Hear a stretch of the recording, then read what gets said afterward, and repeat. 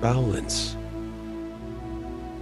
People create problems and obstacles for themselves, and then spend energy on overcoming them. Contrary to the generally accepted point of view, Transurfing shows that the causes of problems lie on a completely different plane. How to eliminate problems from your life. Take care without worrying. Excess potentials.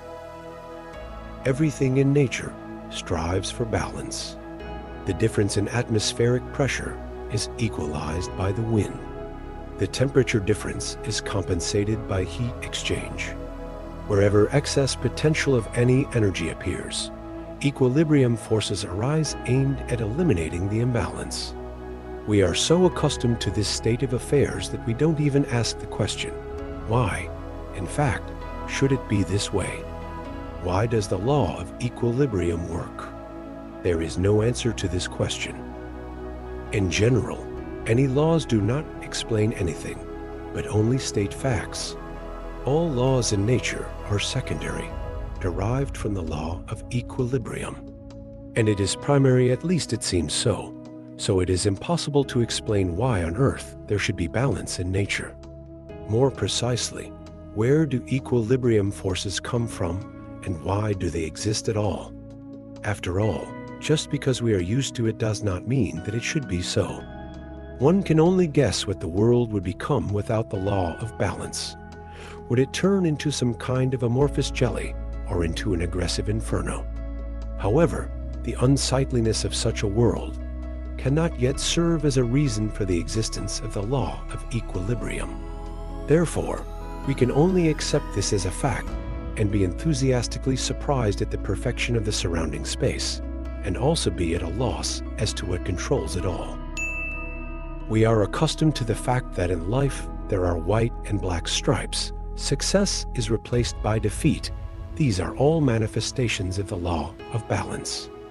After all, both success and failure are an imbalance. Complete equilibrium is when nothing happens at all, but absolute equilibrium does not exist. In any case, no one has yet been able to observe this. There are constant fluctuations in the world, day-night, ebb-ebb, birth-death, and so on. Even in a vacuum, there is a continuous birth and annihilation of elementary particles.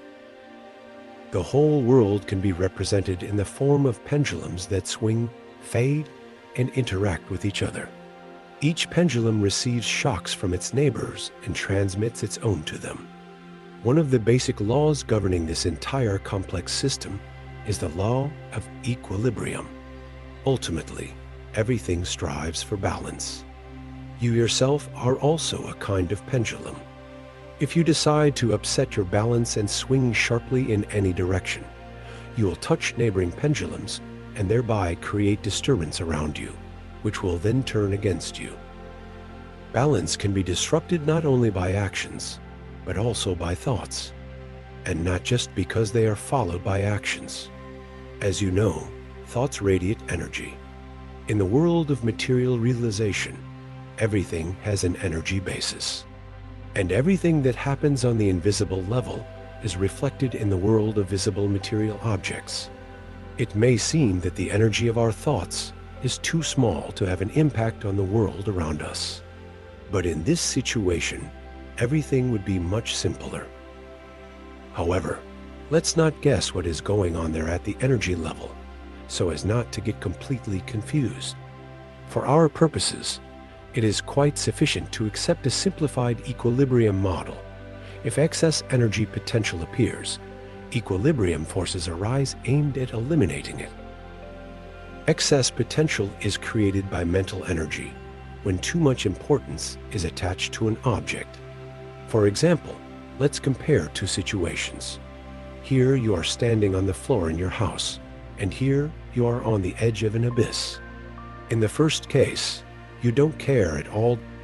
In the second case, the situation is very important. If you make one careless move, something irreparable will happen.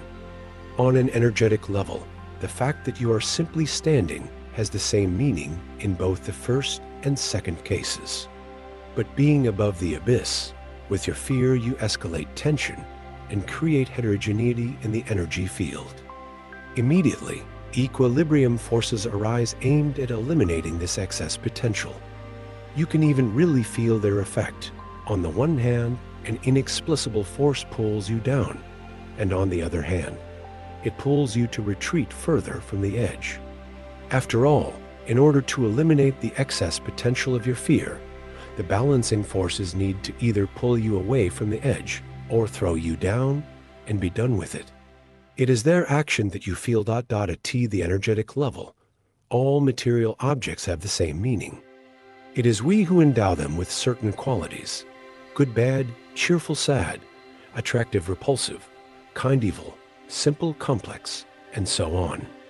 Everything in this world is subject to our assessment. The assessment itself does not create heterogeneity in the energy field. Sitting in your chair, you evaluate. It's safe to sit here, but standing on the edge of the abyss is dangerous. However, this does not bother you at the moment. You are simply making an assessment, so the balance is not disturbed in any way.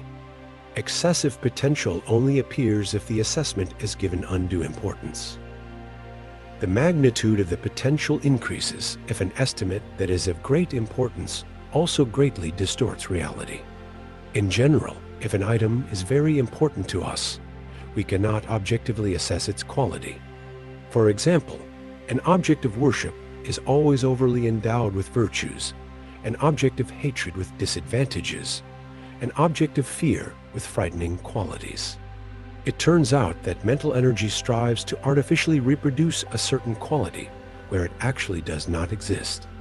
In this case, excess potential is created, causing a wind of equilibrium forces. The bias of the assessment, which distorts reality, has two directions: endowing the object with either excessively negative qualities or excessively positive ones. However, the error in assessment itself does not play any role. Again, note that valuation bias only generates excess potential if the valuation is significant. Only importance specifically for you gives the assessment your energy.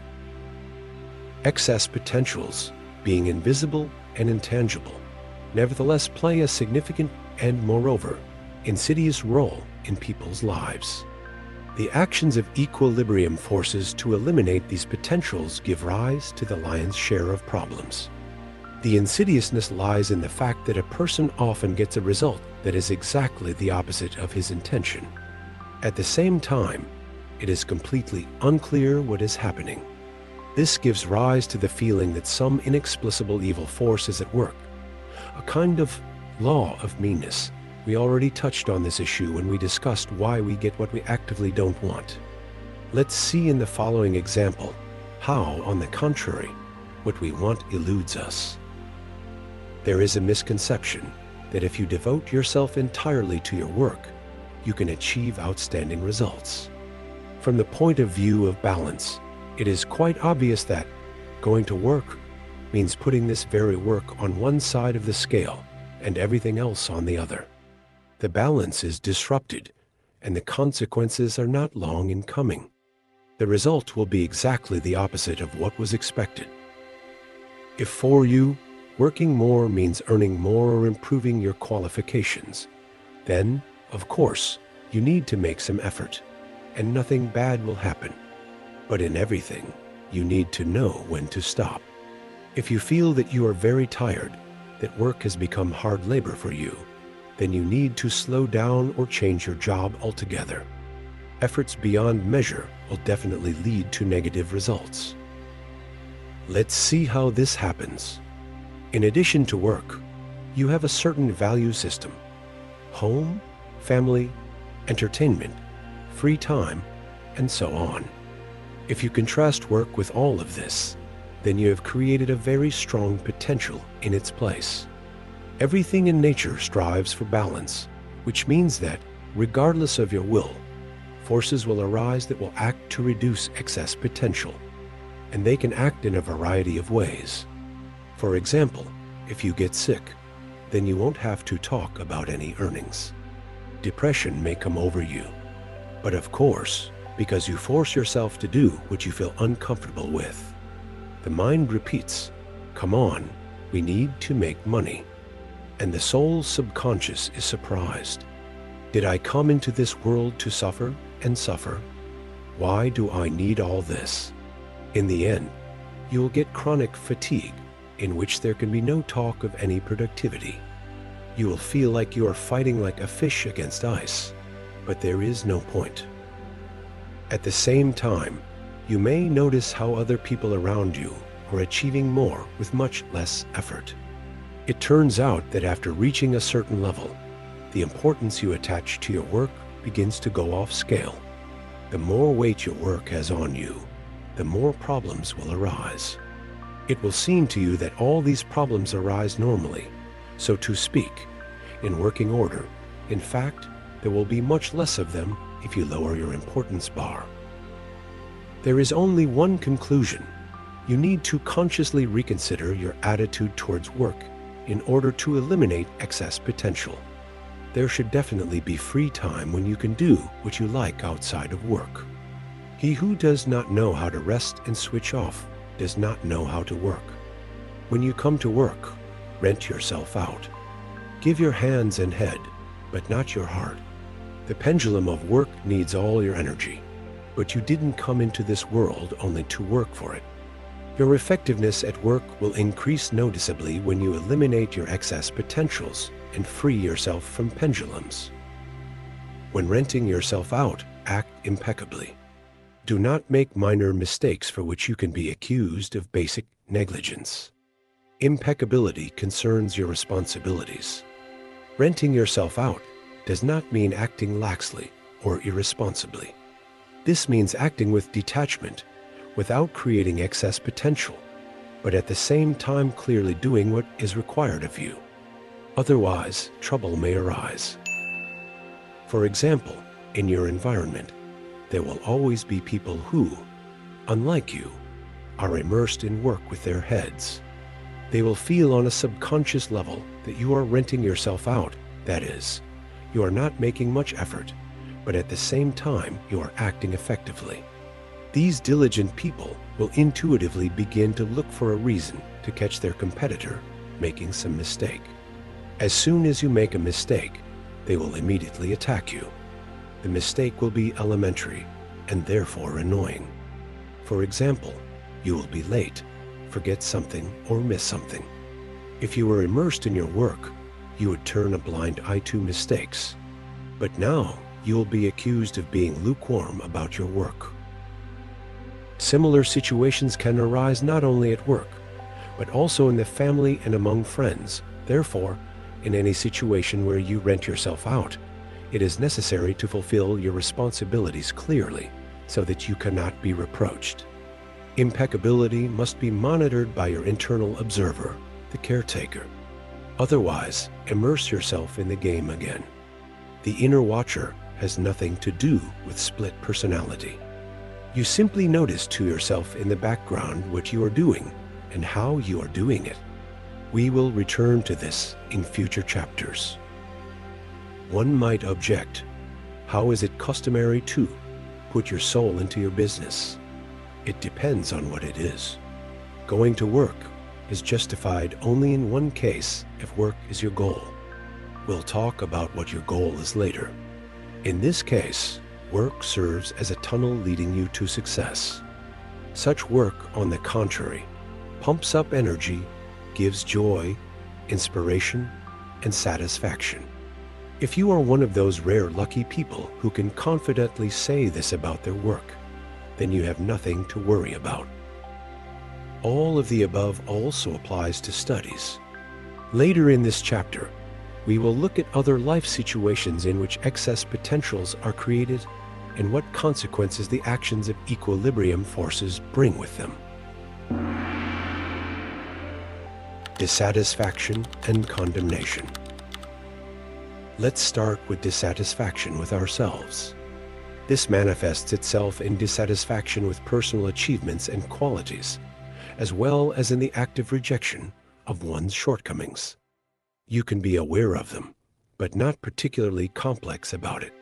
But if shortcomings are haunted and become of great importance, excess potential is created. Balanced forces immediately come to work to eliminate this potential. Their action can be aimed either at developing advantages or at combating shortcomings.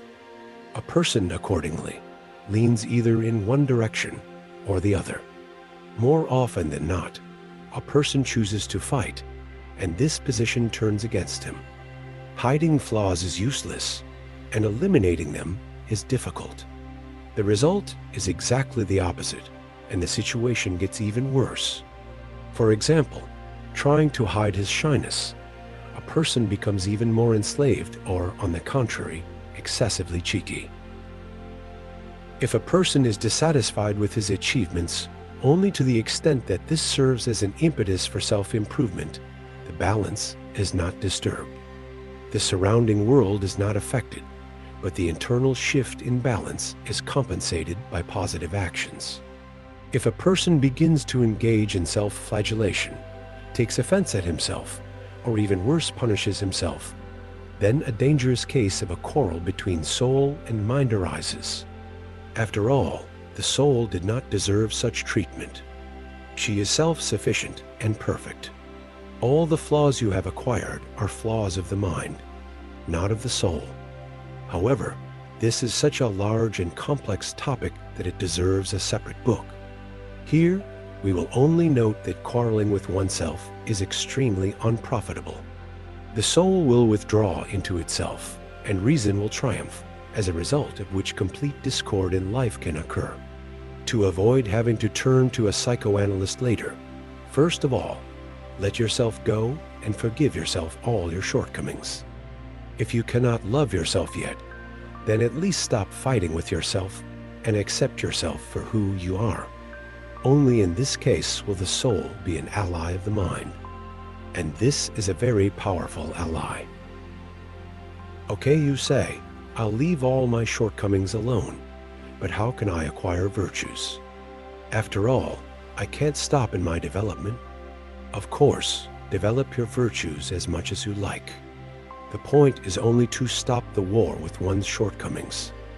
In such a war, you spend energy on maintaining not so much useless, but very harmful excess potential.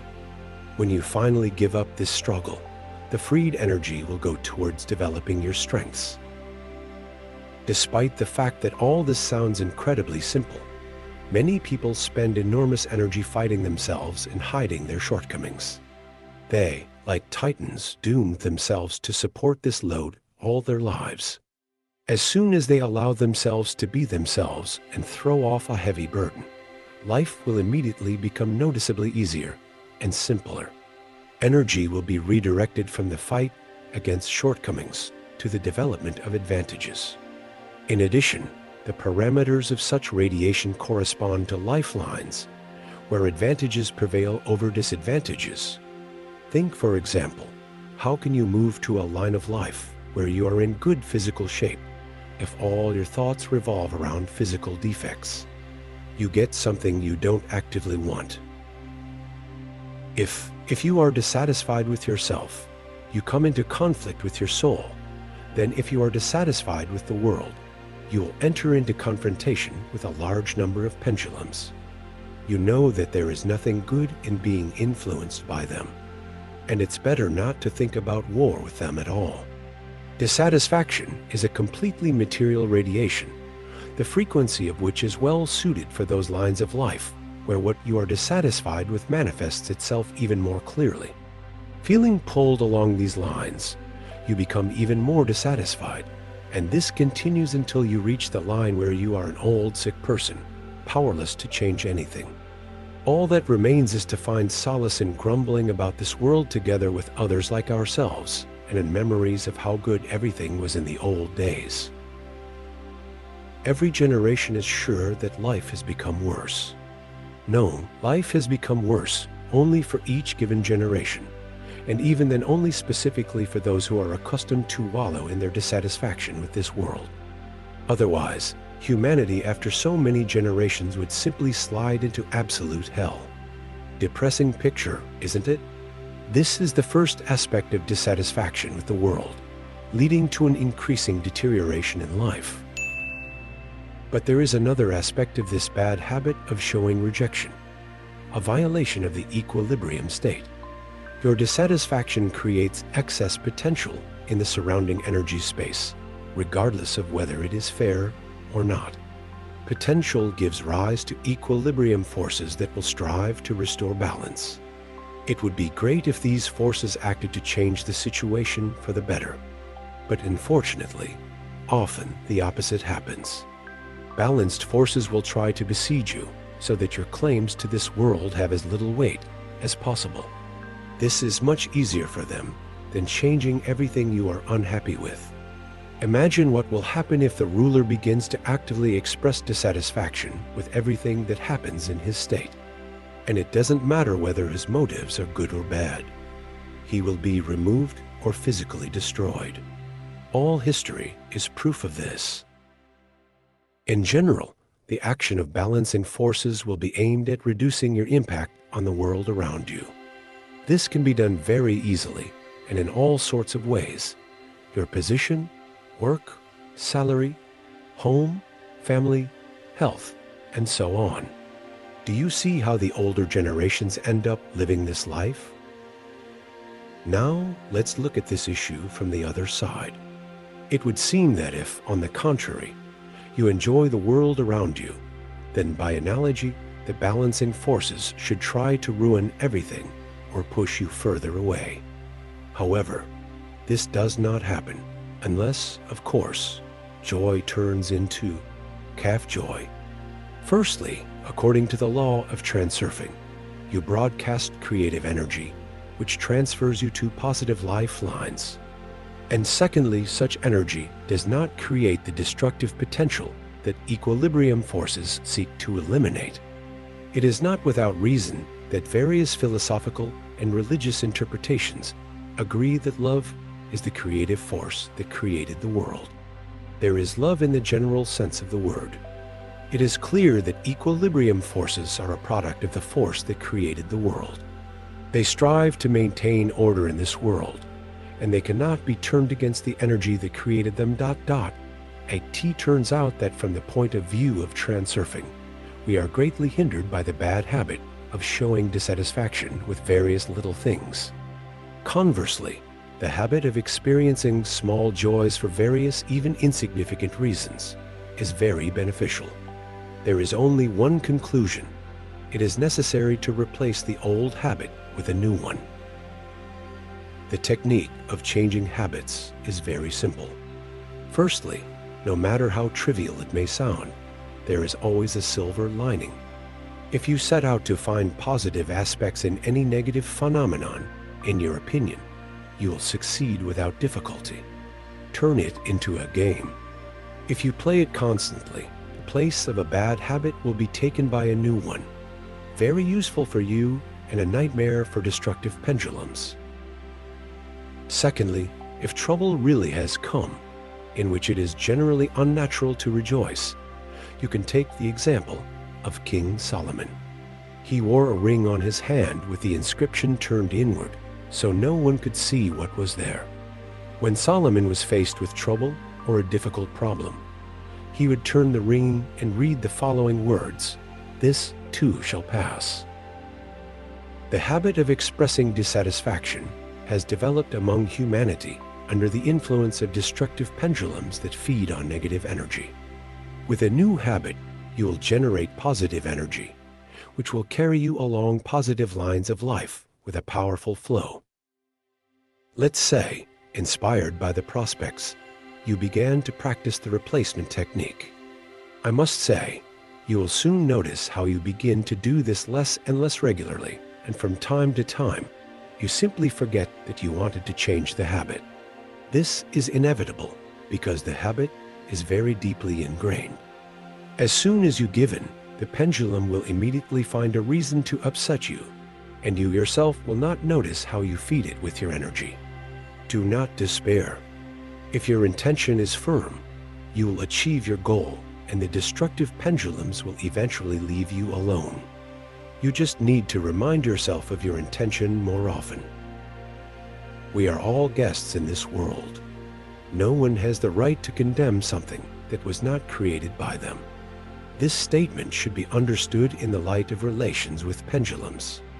As already mentioned, if you oppose the destructive pendulum that causes your dissatisfaction, you'll only make it worse for yourself.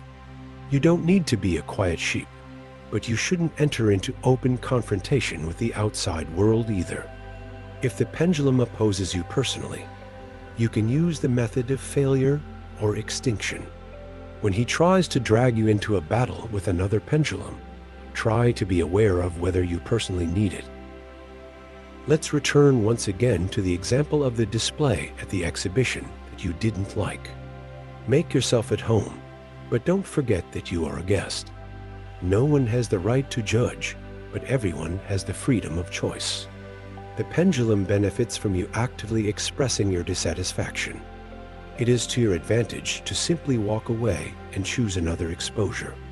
I foresee the question, what if there is nowhere to go? This misconception was instilled in you by pendulums. This book is dedicated to how to get rid of this false limitation.